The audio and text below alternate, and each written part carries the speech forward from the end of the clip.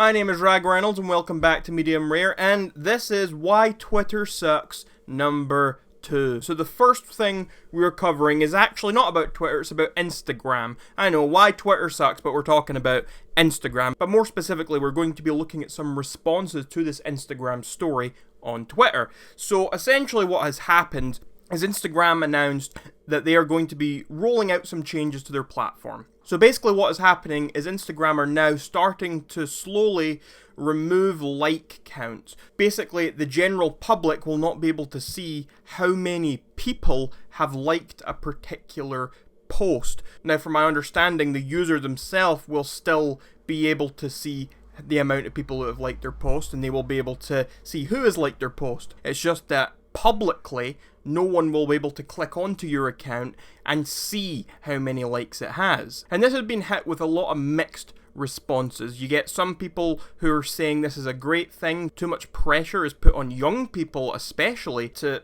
post things that get a lot of likes online, and if they don't get a lot of likes, then people actually often will delete their post because they're embarrassed or they're ashamed or they're upset because their post performed poorly. I've seen it myself. I've had friends who have maybe only got 20 followers and they get one like or they get no likes on a picture and they'll delete it because it doesn't perform well. And it really does affect a lot of people's self-esteem. However, there are people on the other side of things who are saying that this is a terrible thing for influencers and for people who are using Instagram for their brand or for profit or anything like that. And there are also people who are saying, well, people just need to man up and they need to deal with the fact that it got this many likes. You're still going to know how many likes it has, it's just the general public won't know. And here is Instagram's official statement. They said, "We want your friends to focus on the photos and videos you share, not how many likes they get. You can still see your own likes by tapping on the list of people who have liked it, but your friends will not be able to see how many likes your post has received. We're looking forward to learning more about how this change might benefit everyone's experience on Instagram." So now we're going to take a look at some of the responses on Twitter. The fact that people are opposing this initiative exactly shows what's wrong with the world. The urge to gauge yourself against someone else's success or failure. Okay, I am so not here for the new Instagram trial. What the F at Instagram? Why not just make it an option you can switch on or off? Literally, you're killing your own app. People will just find another one. I understand what this person's saying, and I think maybe turning it on or off could be a good idea. However, you have to remember what they're trying to do here. They're trying to remove the social pressures and stuff. And from my understanding, from my point of view, when you give people the option to turn it on or off, usually it is only people who have low interaction counts or low likes that are going to turn that off. If someone's successful and someone's getting millions of likes per post, they're not going to want to turn off that public like counter. They're going to want to keep it there to show off and say, look how great my post's doing, look how great I'm doing, I'm important. And that's kind of the issue that Instagram's trying to avoid here. So by giving people the option, what would happen for the most part is the users who have got low numbers, you won't see those low numbers at all. But the users with the high numbers, you're still going to see those numbers. So most people would probably then just assume that if you've got it turned off, then you're probably hiding something because you're embarrassed you've got a low number. I've seen people make this exact same argument because on YouTube, for example, you can turn off your subscriber count. So people can't see how many subscribers you're getting. And I think that's a very similar thing. Most big channels don't turn that off. Most big channels keep that on. They want people to know how many subscribers they have. And I would put that exact same logic onto Instagram. So I do agree that having an option would be good, but when you're talking about Instagram's intentions here, I don't think they kind of line up. If you can't live without not seeing others' Instagram likes, then this should be beneficial for you. If you're nothing without the suit, then you shouldn't have it. I've had it up to here with Instagram, hashtag Instagram likes. This is a brilliant idea and should be rolled out in the UK. So many people, especially teens, equate likes with their worth. And whether we like it or not, we all notice the numbers. It's bound to help people's self-esteem and impact mental health in a positive way. I don't know why everyone's complaining about this. I love the idea. It's healthy, especially for the younger generation who mostly thinks that their worth depends on the amount of likes they get, and sometimes do stupid things just to get stupid likes. Likes have officially dropped off my Instagram, and I really love it. I already feel like I'm not looking for how many people have engaged, and I just pay attention to what's written and what's been posted. And again, I think this tweet specifically highlights the issue that a lot of influencers are going to have here, because there's this huge thing with sponsorships and deals and where people make money on Instagram, and it's all related to engagement, and it's related to how many people are engaging with this post. How much is a post from me worth? How much should I be getting paid for a sponsorship per post? And if people can't see those engagement numbers and it's all hidden, then how are these influencers supposed to be valued at all by people who maybe want to sponsor them in their posts? I think that's certainly a valid criticism here. You mean I now have to measure my own self-worth from within myself rather than getting validation from others? Cut this dumb crap out, let me see how many likes the homies get, make this optional for people in settings. What about the people using it for income, the people who work hard creating content, then have their hard work not praised, not shown how successful it was to others? Instead, the app ruins the quality and doesn't show the post to 90% of followers. I think the Instagram likes thing is a huge mistake. If you can't see likes, you are far less likely to like an image. That reduces interaction, which is death for an interactive platform. That is a good point, and I think I agree with it. The whole thing with social media and these websites is they want people to be interacting with posts, whether it's comments, likes, shares, whatever. They want people to be interacting. And if the numbers aren't there, yes, I definitely think people will be dissuaded from actually clicking like or not. To use an example, on YouTube, you can disable the like or dislike counter. You can't actually disable likes and dislikes, but you can disable the public counter on individual videos. And from the research I've done and from what I've seen, when you turn these things off, people are less likely to actually rate a video because they feel as though their input is having no impact on what's going on because no one actually sees it. Anyway, from what I can see, the response here seems to be mostly positive. Most people seem to like the idea of this, and I can certainly agree with that. I think Instagram's intentions here are great, and I think if they want to do it, then go ahead. I have no problems with it. Personally, would it be the move I would take for my own social media company? Probably not, for many of the reasons we've just mentioned, such as the reason for influencers and how it will impact them getting paid, and also just interactivity on the platform, and maybe that we'll see a huge decrease in that. So it's going to be interesting to see where this goes from here. Anyway, the next topic I want to talk about is something a bit similar, not quite exactly the same, but it's about Twitter. Basically, Twitter has launched this thing in Canada. You asked for more control over your conversation, so starting next week, we're testing a new feature in Canada that will let you hide replies to your tweets. For transparency, viewers everywhere can see hidden replies by going to a new icon or the drop-down menu. So essentially, what's going to happen here is that, say I post a tweet, and it's, say, a controversial tweet, say I say, I love what Instagram's doing with their new likes thing. And then people can then respond to that tweet, obviously, as they could already do. But then what I can do, because I'm the person who made the initial tweet, in those replies, I can click a little button and say, hide this tweet. So any tweets I do that to will not show up for anyone who clicks onto my original tweet and scrolls down looking through the conversation, essentially giving me control over the conversation and over the narrative. So I could take away any opinions that disagree with me. However, Twitter are saying that for transparency, there is an extra drop-down button at the very top you click on and you can see hidden tweets. But personally, I don't think that's really a good replacement for this. You're hiding away whatever this person wants to hide under a separate window. I mean, most people aren't going to go click on that. Most people aren't going to go through the extra effort. They want to click on a tweet, scroll down and read what's being said. They're not going to make the effort to go click over there. Some people might, but most probably won't. Anyway, people in general are not happy about this at all, and I'm completely on the side of the people who are not happy about this. I think this is a terrible idea personally, because it gives people too much control over disagreeing voices, and it's going to create a whole new range of echo chambers. We didn't ask for this. Most likely our Canadian government did, because they get hammered daily. Right before an election, the optics are very bad. And that is a very, very interesting and good point. There is a problem here because politicians, public figures, they're going to be able to go on here. They're probably going to have their social media managers, social media teams sitting there hiding all tweets that disagree with them. So the Canadian government could post a tweet and most people in the country maybe disagree with it and want to give them a hard time over it, say they disagree. But then the government, their social media, people running that, they're going to go in there and hide all these tweets. So underneath it's going to look like everyone's agreeing. I think that is potentially very dangerous. Social media gives the masses a voice that can challenge the establishment.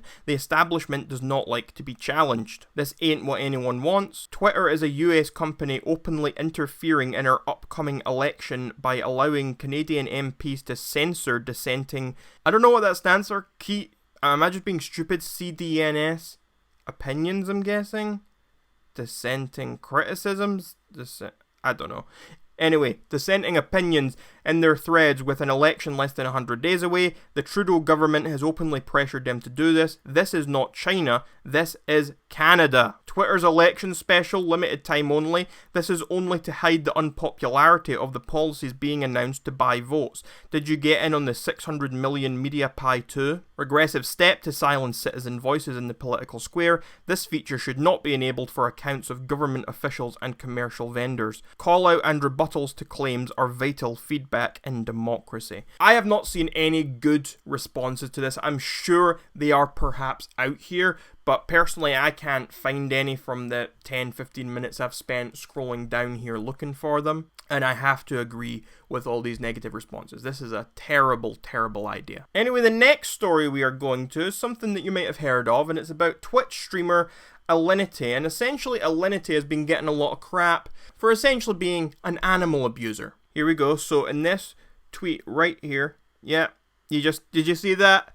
Essentially, she's sitting there, she's playing Apex Legends on stream, and she just throws her cat over her head. Yoink! Her cat's in the way. Yoink!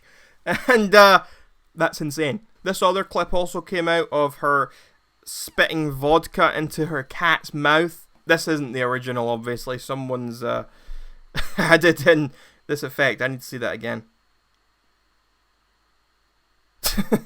That's amusing. But yeah, essentially this whole thing is certainly abuse of some kind. People were trying to argue, oh, cats fall from that distance all the time, they'll jump, and it's no big deal for her to do that, the cat's fine. As far as the vodka thing, I've seen actually people who are arguing, oh, it was barely any vodka, who cares? I think anyone saying these kind of things is being ridiculous, they're just being blind. There is clearly an issue here with Alinity, and Twitch has decided not to ban her. Meanwhile, there are people who have been banned for far, far less, and there have been a lot of people all over social media trying to expose the bias here, because apparently Twitch is far more lenient on female streamers than they are on male streamers. Now, I might be talking out of my ass a bit here, but I did see another video on Twitter somewhere, I can't remember who posted it, maybe Keemstar, maybe someone else, and it was of a male Twitch streamer, and he was handling his pet, I don't know if it was a mouse or a rat or something, and essentially he's holding it, and it jumped. It leaped from his hands and onto the ground or whatever. Obviously, an accident, it jumps away. And apparently he got banned from Twitch for that. Meanwhile, Alinity can throw her cat over her head, spit vodka in its mouth, and she is fine. So there certainly seems to be a clear double standard here. 100% Twitch admins are virgins, not banning Alinity for a chance at her coochie. At Twitch, why don't you ban Alinity? Why the F did you steal H2O Delicious video clip if he's not even on your platform? Interestingly, Keemstar posted this tweet.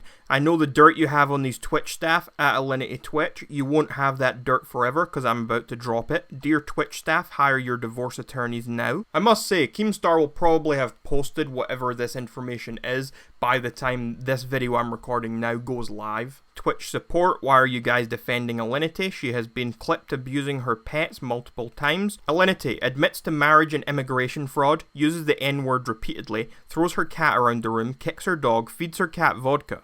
Twitch, nothing to see here, move on, all is fine. People on Twitter, call her out. Twitch, ban those people. At Twitch, you guys are nothing but horny effing virgins that always take the side of these Twitch thoughts. You ban people for speaking out against Alinity because what smart people do is stick up for things that can't say crap. Anyway, it will be interesting to see where this situation goes. I hope she does get banned. I hope she does get what's coming to her, because content like that, stuff like that, cannot be allowed to continue. It's not good at all. And the final story we're covering is about Signore and the general MeToo movement. So if you're not aware, a few years back, Signore, who is the creator of Screen Junkies and Honest Trailers, which is a big media channel on YouTube talking about movies, TV shows, that sort of thing. Well, he ended up getting fired from his job, and he basically had his life ruined, turned upside down, all because of some allegations that came out against him. So at first, allegations came out about Andy being inappropriate with some of his fans and with people on social media, flirting with lots of people inappropriately. Anyway, then the bigger allegations came out, and these are the more serious ones, and essentially this girl, April Dawn, she came out saying that essentially Andy Signore had forced himself on her, and basically he had sexually assaulted her. April Dawn, along with a few others, gathered on Twitter, gathered around social media, and they made a big, huge push to get Andy Signore fired and to essentially ruin his life. And they were successful. Anyway, just the other day, Andy Signore came out with a video debunking all of the sexual abuse allegations that came from April Dawn. He came out with this video showing their text message history. He showed all of the proof that the two of them were together consensually. And yes, he did have an affair and it was wrong because he was cheating on his wife. But he essentially cleared his name and proved that everything April Dawn had been saying about him